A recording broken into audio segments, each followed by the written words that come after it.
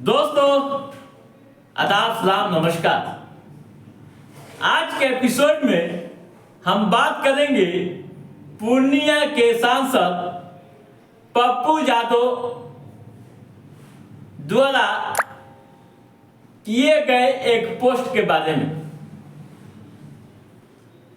मुंबई के उद्योगपति राजनेता बाबा सिद्दीकी की हत्या को लेकर अपने सोशल मीडिया एक्स पर पप्पू यादव ने जो पोस्ट किया है उसको ले सियासी भूचाल मचा हुआ है।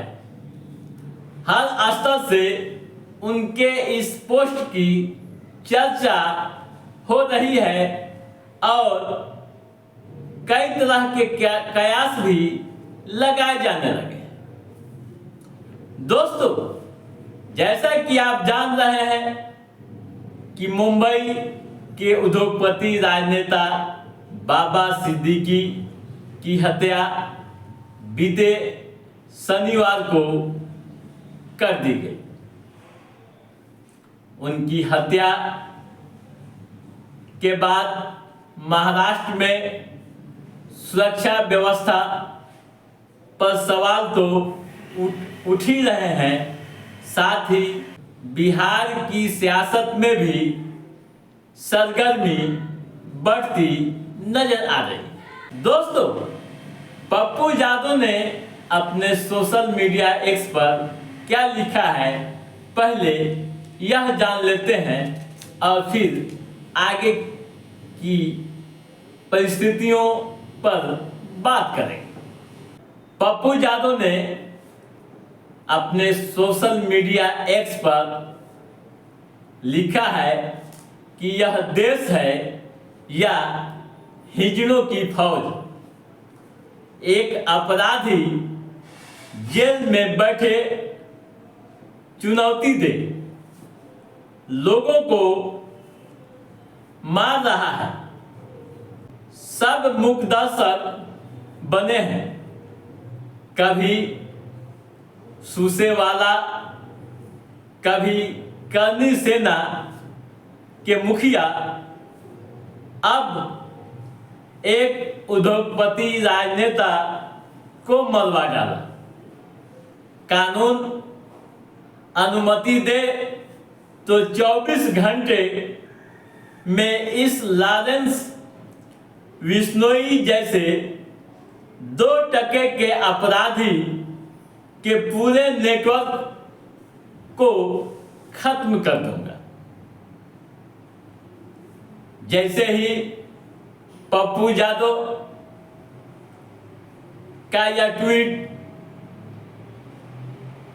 सार्वजनिक हुआ, तब से सियासी खलबली मच गई। दोस्तों, बाबा सिद्दीकी की हत्या के बाद ऐसा लगता है कि पप्पू यादव गुस्से में लाल है और लॉरेंस बिश्नोई के गैंगस्टर को चैलेंज कर रहे हैं। उनके इस पोस्ट के बाद बीजेपी ने कड़ी प्रतिक्रिया दी है। बीजेपी ओबीसी मोर्चा के राष्ट्रीय महासचिव निखिल आनंद ने कड़ी प्रतिक्रिया व्यक्त की है। पप्पू यादव के ट्वीट को कोट करते हुए बोला है कि यह कोई सांसद की शरीफ भाषा है क्या? ऐसा लगता है कि यह कोई सड़क छाप लफुआ ट्वीट कर रहा है। कहीं पप्पू यादव का अकाउंट किसी ने हैक तो नहीं कर लिया? निखिल आनंद ने आगे लिखा है, लॉरेंस बिश्नोई तो आज चर्चा में आया है, लेकिन दाऊद इब्राहिम का आतंक तो भारत में 90 के दशक से है। पप्पू यादव ने कभी दाऊद इब्राहिम और उसके गैंग को पूरी तरह से खत्म करने का दावा पिछले 30-35 सालों में क्यों नहीं किया? लॉरेंस और उसके गैंग को खत्म करने का दम भरने से पहले पब्लिकली घोषणा करो कि दाऊद इब्राहिम को पूरी तरह से नेस्त नाबूद कर देंगे। बिश्नोई पर अनर्गल बयान देकर राजनीति चमका रहे हैं, तो दाऊद इब्राहिम पर बयान देने से आपकी राजनीति की भर पिटेगी क्या? सांसद पर निशाना साधते हुए उन्होंने कहा है कि अगर पप्पू यादव ने ऐसा बोला है तो सबको पता है। ऐसा बोलकर संदेश किसको देना चाहते हैं और अपने किस वोट बैंक पर निशाना साध रहे हैं? धर्मनिरपेक्षता के नाम पर मुस्लिम परस्ती और सामाजिक न्याय को कूद देने की राजनीति में देश का बेड़ा गर्क कर रखा है। जनता सब कुछ जानती है।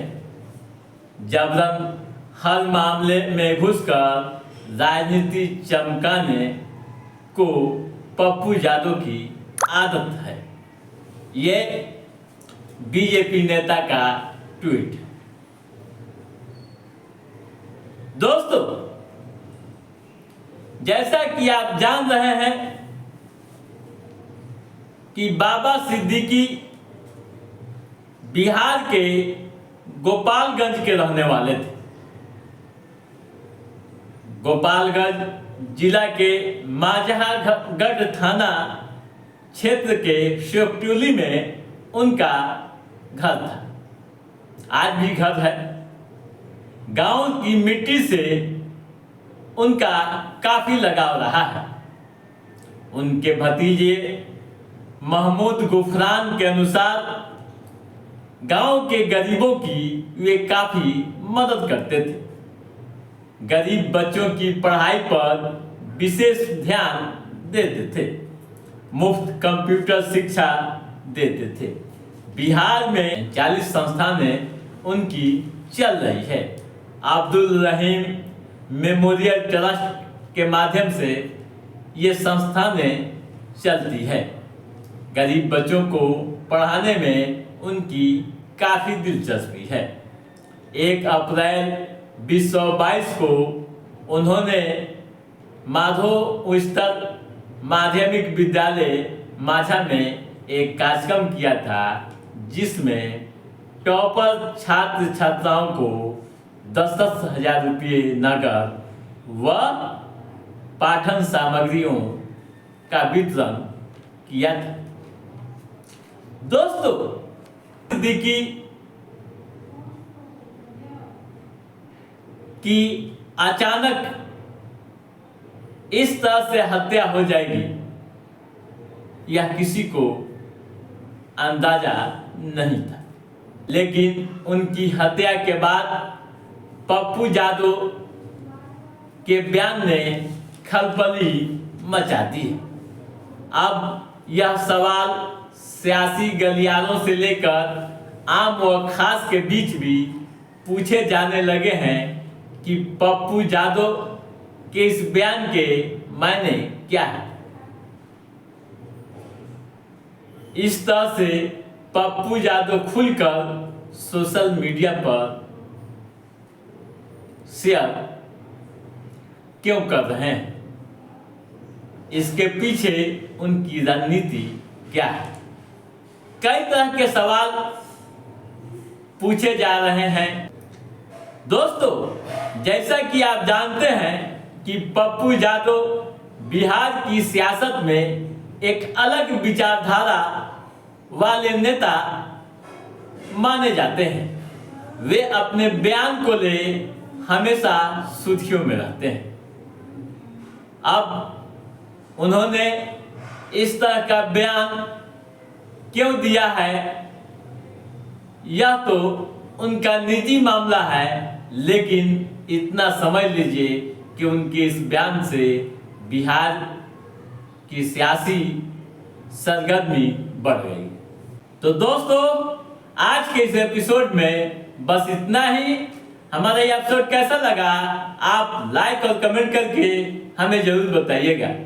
यदि आपने हमारे चैनल को सब्सक्राइब नहीं किया है तो सब्सक्राइब भी कीजिएगा, ताकि इस तरह की महत्वपूर्ण गतिविधियों संबंधी जो भी अप टू डेट है उसे हम समय समय पर आपके बीच पहुंचाते रहेंगे।